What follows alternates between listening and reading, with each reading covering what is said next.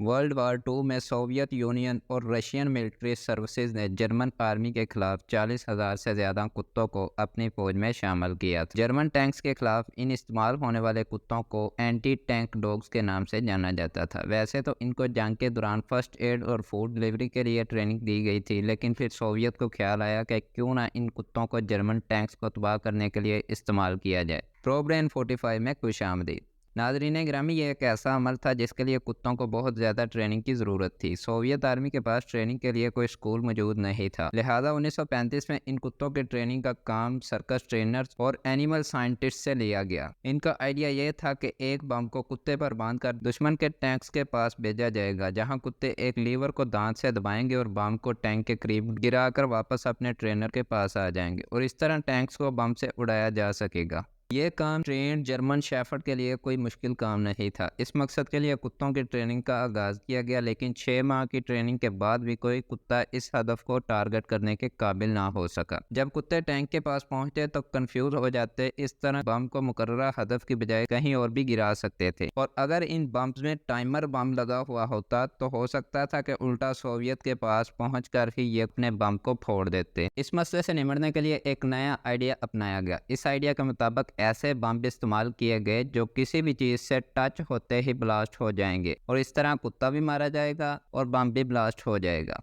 ये तरीका इस तरह इस्तेमाल किया गया कि कुत्तों को भूखा रखा जाता और ट्रेनिंग दी जाती कि इनका खाना टैंक के नीचे पड़ा हुआ है। तो इस मकसद के लिए कुत्तों को कई महीने तक ट्रेनिंग दी गई और इस तरह कुत्ते सोवियत आर्मी के हदफ को पूरा करने के काबिल हुए। अब पहली मरतबा 30 कुत्तों को जर्मन टैंक्स पर छोड़ा गया, लेकिन जब कुत्ते जर्मन टैंक्स के करीब जाते तो घबरा कर टैंक्स के नीचे कूदने की बजाय वापस ट्रेनर्स के पास आकर फट जाते। सोवियत को ये नहीं समझ आ रहा था कि ये कुत्ते टैंक्स के नीचे क्यों नहीं कूद रहे, लिहाजा इन्होंने फैसला किया कि जो भी कुत्ता वापस आएगा उसे रास्ते में ही मार दिया जाएगा। 30 में से 4 दुरुस्त निशाने पर फटे, 6 वापस आकर फटे, 3 को जर्मन ने मार दिया और बाकी कुत्तों को जर्मन ने अपने कब्जे में कर लिया। इन्होंने सोचा कि कम ही सही लेकिन कुछ ना कुछ जर्मन टैंक्स तो कुत्तों की वजह से तबाह हो रहे हैं, लिहाजा वो मजीद कुत्ते छोड़ते गए और वापस पलटने वालों को रास्ते में ही मारते गए। दूसरी तरफ जर्मन्स भी इन कुत्तों को अच्छी तरह जान चुके थे। वो अपनी तरफ बढ़ने वाले किसी भी कुत्ते को वहीं मार देते थे जहां उन्हें कुत्ता दिखाई देता था। कुछ कुत्ते टैंक्स के नीचे मर जाते और कुछ जर्मन और सोवियत आर्मी की तरफ से मार दिए जाते थे। यूं तारीख में पहली मरतबा कुत्तों का इस तरह कत्लेआम किया गया।